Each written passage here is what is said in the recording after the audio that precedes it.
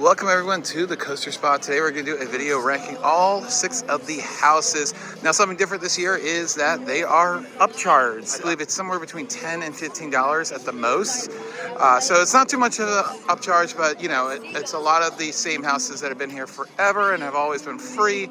We'll rank them, all 6 of them, and just be aware they do start at 8 p.m. every night. And the park is usually open until midnight, so you'll have 4 hours to try to hit all 6 of those houses, which can be a little challenging on busy days. So let's go inside. And this originally was going to be a full tour of HalloWeekends, but I am recovering from a broken leg earlier this year, and today was just not a good day for me, so didn't get around. Also, there's Conjuring Beyond Fear, which is like an extra upcharge. So it's almost like an experience. It's like sold out, I think, for the whole year already. I think you can get tickets in person if you try, but it will take a while to do. It's like a 20-something long minute experience, and I've heard the lines can be quite long for it, and they don't have any reservation or like come back time, unfortunately, like some other parks and the Six Flags chain have implemented, unfortunately. So let's go. We'll start at the one right near the gatekeeper entrance.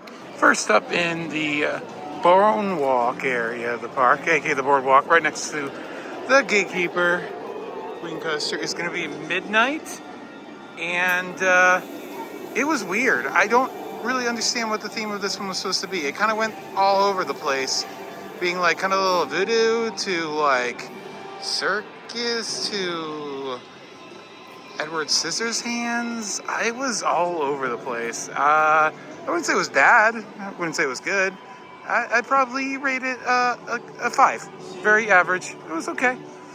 This is the one that's like all by itself, though. There's 6 houses, I believe, and 2 of them are kind of in the front, and then a few are in the middle, and then there are a couple in the back. So they're all over the place. So if you want to do them all, you're going to have to go from one end of Cedar Point to another, literally as far as you can go, one point to another. But let's go on to their next house. Right at the end of the main midway near the Northern Skyride Station is going to be the Haunting of Erie Estate. This is just your classic haunted house, and it's been a classic here. I believe it started like basically 2008 or so. I think it is beyond the oldest house here. But it's really good, and it's really long. It just goes through every like room of the house. I love it. There's like a piano player at one point, literally playing a real piano, which is really cool. I wish she was kind of like scaring you a little bit more with the music, but really good music and atmosphere in there, and the theme just keeps going. I love it. Plenty of actors. I believe when we went back in 2001, this was our favorite house, and I think it might stick that way. You know, sometimes I say with these regional haunts that houses shouldn't stay more than like 10 years, but I don't know, this one's just so good. This is one that I feel like you don't get rid of. That's the only thing about Cedar Point HalloWeekends that sucks, is they haven't changed over many houses. It's been 5 years since I've been here, and only one house has changed over, maybe 2, which is really slow for your turnover. But let's head back all the way to the Frontier Trail for our next house. I love that they have this boneyard, all these rides and ride props. Like there's the Mantis car, there's a Skyride, Frontier lift, I think, cabin, lots of fun stuff. There's a Wildcat car somewhere, Snake River Falls right there, the front of that. It's really cool. Not a scare zone, but a lot of fun. And of course there is all the fun stuff during the day for the little ones. This is so cool. They literally cut part of the front of the little ride off to put it here. It's not the coaster's die-in, unfortunately, but there is a haunted car.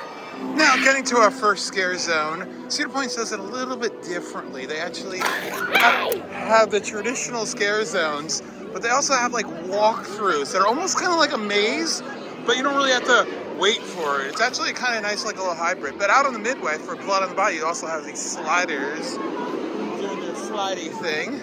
It's always fun. And the Frontier Trail looks amazing with all this lighting and all the different decorations. Looks so cool. Love it. So yeah, all to the right is going to be the Blood on the Bayou, which at Dirty Park is like one of the best houses But be aware, if you want to do this, it is a very long walk. It's going to take you just a half an hour to walk through the thing. It's such a long walk. But the nice thing is these hybrid house scare zone things, they are free. The houses are an upcharge. And right at the end of Frontier Trail, in the barnyard, is where the slaughterhouse is going to be. That's cool that the theming starts inside of the line. What I love about the slaughterhouse is just the setting that you get to go like right underneath the Millennium Forest turnaround. Very neat. All right, slaughterhouse is the most basic of houses. You go through, at first, pigs, normal stuff is being slaughtered. And then you see that it changes into humans and stuff. And really cool effects, like there's this giant chainsaw that you have to duck underneath that can like kind of come down and nearly be chainsawing you. It's actually pretty cool. It's basic, but it's a lot of fun. I'd rank that one, I give that a 7 out of 10. And the Haunted House one, I'd give that a solid 8 out of 10. And right past the slaughterhouse is going to be CornStalkers 2.0, which takes place completely in the ride trough of the Thunder Canyon River Rapids ride, which is really cool. So you actually just follow that. Go through a lot of corn if you're allergic or sensitive to kind of rotting corn. This is definitely not one you're going to want to do. It'll probably kick up your allergies, but a lot of fun. Let's see how it is this time. And CornStalkers 2.0, the Revenge of the Pumpkinheads. I think I remember last time not being very impressed with it. As a theme park and amusement ride enthusiast, I find it really cool how you get to walk into the trough of the ride of the Rapids ride. As a maze and haunted house enthusiast, I find it really boring because it's just straight run. Not much scenery, just a lot of corn. And I didn't think the scares were even that well done. The guys weren't really hitting all that well. I was trying to stay straight with blinders so I wouldn't see them, try to set myself up for the best run possible. But I just found it annoying, especially since the corn was right at my head level. So it was all like drooping down and I had to push it out of the way or duck the entire time. I just found it boring. I seriously give this like a 3 out of 10, and that's generous. Definitely going to be the worst house of the 6. All the way in the back of the park is going to be Freak Show, a circus-themed house, right next to the Frontier Inn as well, and the latest food eatery over there. But let's go try it out, man. I remember loving this one last time, so hopefully it's just as good.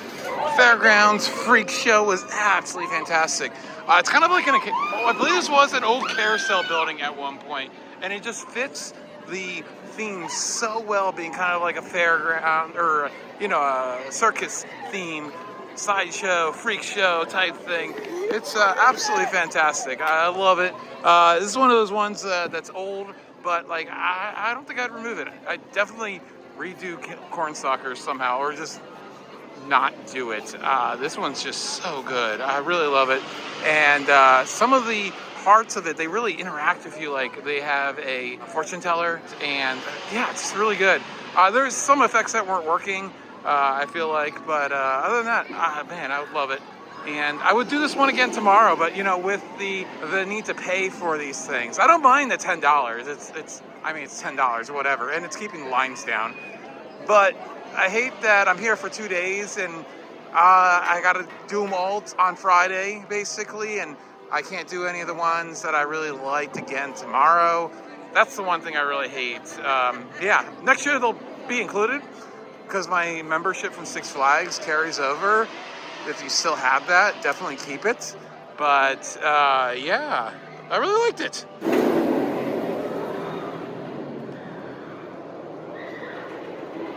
And Bloodbath. That one was confusing. It started with kind of a club scene where the music was definitely not loud enough. And the fact I have no music playing right now with all this light just feels like it's just boring. Like walking up to this should be blasting some music. To actually have a real DJ in there would be really cool instead of just a music loop.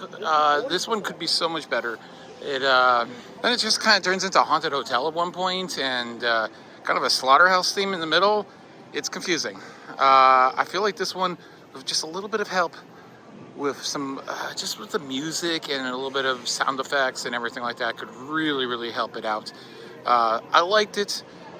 I'll give it a 5 out of 10, and that's generous. I put it slightly below the first one, though, even though I rated both of them 5.